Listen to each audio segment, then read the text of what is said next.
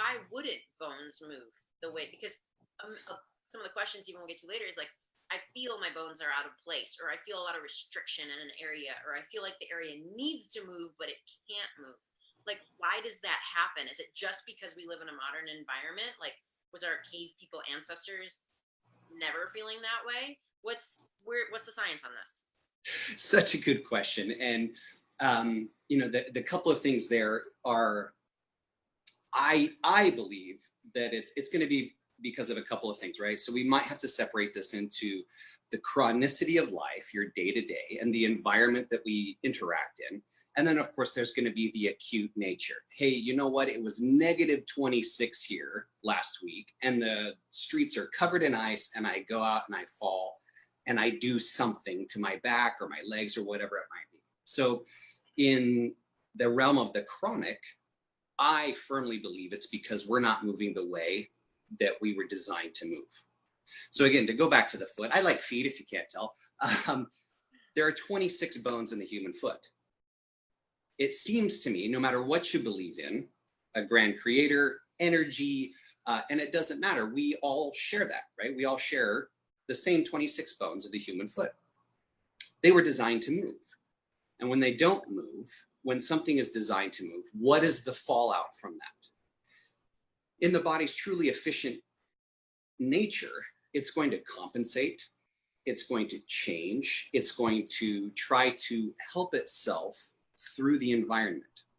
So when we talk about a joint and the surrounding tissue, if it's not being expressed in the way that it was designed, and what I mean by expression is its full range of motion with multiple different vectors and directions and inputs, the body's going to say, well, you know what, I'm really not using that.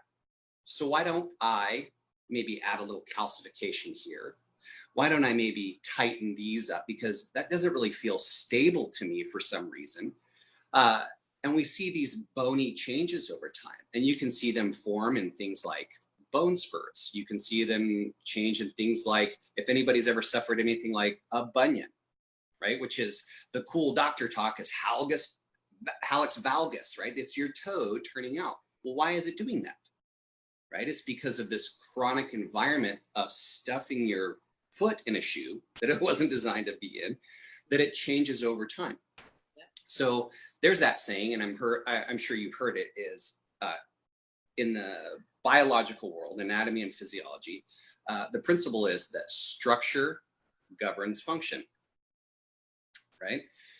The problem is when that principle is reversed, and now the function or lack thereof is now having an effect on the structure. And now we have structural changes that quite often need somebody to intervene. Hi, that's me, right? That's why I have a job. That's why you have a job, is some kind of intervention to increase or change that principle back around to where now the structure is going to give us the function that it was designed for. Okay. So it sounds like you're saying